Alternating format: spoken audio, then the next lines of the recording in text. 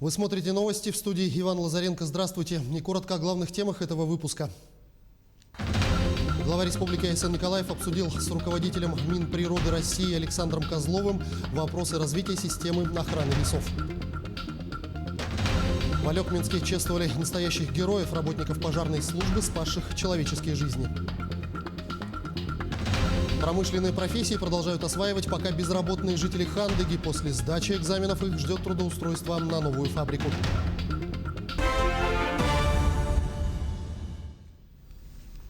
Глава Республики Айсен Николаев обсудил с руководителем Минприроды России Александром Козловым вопросы развития системы охраны лесов, включая обеспечение противопожарных мероприятий и защиту лесов от шелкопряда. Айсен Николаев обратил особое внимание министра на необходимость совершенствования методики расчета субвенций регионам на осуществление противопожарных мероприятий. В частности, речь шла об обеспечении содержания лесопожарных формирований, пожарной техники и оборудования, систем связи и оповещения, мероприятий, направленных на приемы, учет сообщения о лесных пожарах и оповещение населения и противопожарных служб о пожарной безопасности. На встрече было уделено внимание и вопросам, касающимся строительства инженерных сооружений на реках Вилюй и Яна, а также создания объединенной дирекции арктических особо охраняемых природных территорий. На сегодняшний день в Якутии зарегистрирован 71 случай заболевания коронавирусной инфекцией, отметила на брифинге заместитель руководителя регионального оперативного штаба Ольга Балапкина. В Якутске новых случаев 29, наибольшее количество заболевших среди районов в Мирнинском. Вице-премьер обратила внимание на эпидситуацию в Аймиконском и Тампонском районах, в которых вирус уходит в отдаленные села. Необходимо обратить внимание, что в Аймиконском и Тампонском районе, в котором зарегистрировано 4 случая, все-таки случаи, те, которые зарегистрированы, к сожалению, они уходят в дальние поселения. Поэтому сегодня одной из основных задач, которая поставлена перед оперативными штабами районов, это не допустить распространения вируса и инфекции в отдаленные поселения, которые у нас в силу наших природно-климатических условий оставались чистые до настоящего времени. Сегодня в Якутске вручили государственные награды в области науки и образования. С отчетом об итогах работы Министерства образования и науки выступила замминистра Елена Любимова. Она отметила, что в рамках Года науки и технологий, объявленного в России, в республике основное внимание будет уделено грантовой поддержке научной общественности. Также в особое внимание будет уделено поддержке молодых ученых, наставникам школьников в исследовательской деятельности и региональным научным учреждениям. Госнаграды из рук заместителя председателя правительства Сергея Местникова получили те, кто внес весомый вклад в развитие науки и образования в Якутии. Нужно нам всем понимать, что наука – это надотраслевой ресурс. То есть все направления экономики, промышленность, сельское хозяйство, туризм, гуманитарная сфера, социальная сфера, они должны опираться на науку. И только в этом случае мы можем обеспечить прорывное развитие нашей республики, и об этом четко сказано в стратегии развития республики. И основываясь на этом, глава республики поручил в прошлом году принять отдельную государственную программу научно-технического развития нашей республики. И, соответственно, мы имеем сегодня на 2021-2024 годы государственную программу с объемом финансирования на научные направления. А в Алекминске чествовали людей по долгу службы и совести, принявших участие в тушении 2 крупных пожаров, спасении людей из горящего дома в городе и в спасении автопарка. Доблесть Алекминска – такое название дали этому мероприятию. Звуки фанфар, украшенная сцена. Один за другим на нее поднимаются люди, не избалованные вниманием. Чаще всего они за кадром. Работа такая. Но благодаря мужеству, отваге, можно так сегодня назвать этот поступок, имущество наше все было спасено. Не пострадали автобусы, ребята мигом, можно сказать, собрались, вытолкали вручную все автобусы. Противопожарная служба. Те, кто служит здесь, готовы в любой момент встать стеной от беды. Оперативность и единство. Только благодаря этому в ночь пожара удалось спасти автобусный парк Алекминска. Первый караул, когда прибыл на место пожара, очень сложно было, не было видно конкретного очага пожара, просто было сильное задымление. Но видя, что там наличие большое количества техники, существовала угроза взрыва, потому что все-таки в автотехнике находится топливо, поэтому в первую очередь было подан первый стол на охлаждение конструкции.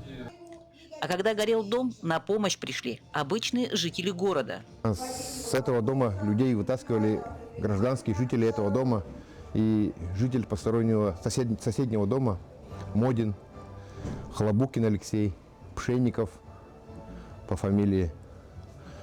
Вот эти люди вытаскивали. Именно с дома вот этих стариков, которые не могли ходить, именно эти люди вытащили из огня. В этот день все они и стали героями мероприятия, организованного администрацией города Алекминска. Всем им спасибо за честь, за работу, за бессонные ночи их родных. Это было ночью, не в смену, ему утром только надо было на смену. Вызывают в час ночи, и он, соответственно, помогает другому караулу, еще остается в свою смену на сутки. Это очень тяжело. Может произойти что угодно, это опасно, соответственно, ты переживаешь. Ну ничего, так и живем. Елена Фаст, Максим Копылов, Алекминск. В Хандыге в горно-геологическом техникуме продолжается учебная практика безработных и незанятых граждан по промышленным профессиям. После сдачи квалификационных экзаменов они будут трудоустроены в Нежданинскую обогатительную фабрику, запуск которой состоится в сентябре этого года. Нежданинское – одно из крупнейших месторождений золота в России, расположенное на территории Тамбонского района. С 2019 года полностью принадлежит компании «Полиметалл». Здесь будет отработка запасов месторождения открытым способом в границах первой рудной зоны, а также введена в эксплуатацию горно-обогатительная фабрика, работающая по схеме гравитационно-флотационного обогащения. Мощность фабрики планируется на данный момент 1 800 000 тонн в год с развитием до 2 200 000 тонн. Планируется трудоустройство порядка 80 человек на фабрику из подготовленных кадров местных. Для работы на новом производстве потребуются в первую очередь специалисты рабочих профессий. Фильтровальщик, флотатор, растворщик реагентов, сушильщик, аппаратчик сгустителей, машинист мельниц, которых в республике практически нет. Этим специальностям обучают в горно-геологическом техникуме поселка Хандыга. В этом учебном году техникум выпускает не только своих студентов, но и слушателей краткосрочных курсов из числа безработных и незанятых граждан.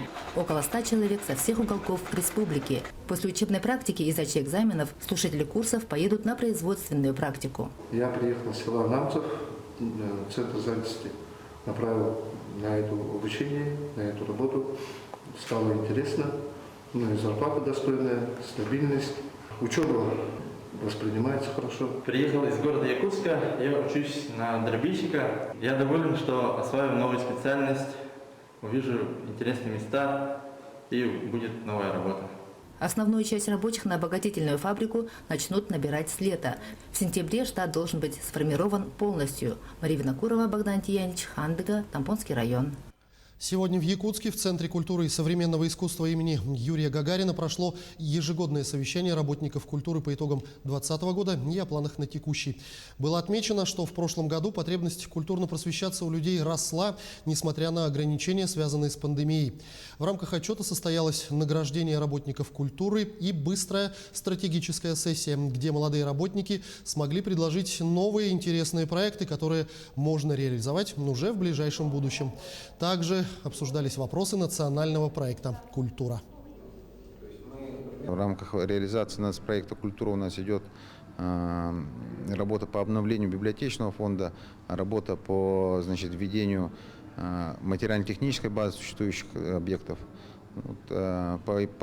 Большая задача у нас стоит, в принципе, по пригородным, по пригородам у нас строительство детских школ искусств, культурных центров. Амгинский район является одним из наиболее популярных мест отдыха жителей и гостей Якутии. Туристический потенциал в районе достаточно большой, и это может стать хорошим источником доходов как для жителей, так и для бюджета района. Для дальнейшего развития отрасли необходимо решить ряд вопросов. Сегодня практически все турбазы не имеют благоустройства, не ко всем подведено электричество. До многих баз сложно добраться из-за отсутствия дорог. Предприниматели района разрабатывают туристические маршруты, а также новый проект по федеральному стандарту. Национальный проект по туризму будет в Российской Федерации. И мы должны войти в этот национальный проект. И наши турбазы Амгинского района должны соответствовать стандартам. В основном у нас в Амге процветает дикий туризм. А чтобы узаконить наши турбазы и искоренить этот дикий туризм и незаконное предпринимательство, мы и туристические маршруты разрабатываем. В Москве стартовал первый фестиваль якутского кино. В течение недели жителей и гостей столицы ждет ретроспектива самых известных картин, снятых в нашей республике. Открыла фестиваль лента Степана Бурнашова «Хара-Хаар».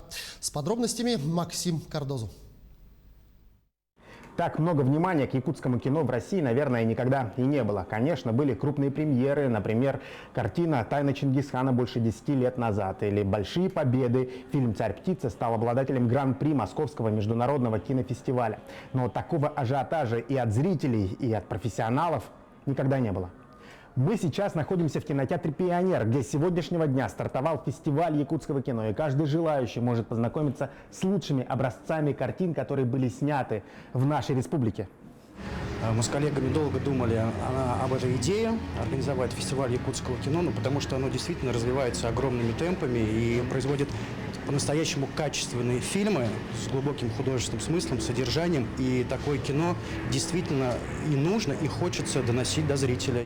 В программу первого фестиваля якутского кино вошли 4 ленты. Это «Хара-Хаар», «Мой убийца», «Царь-птица» и «Нет Бога, кроме меня». Организаторы старались подобрать максимально разные по жанру и стилистике картины. И им действительно было из чего выбирать. Якутские режиссеры каждый год выдают настоящие хиты.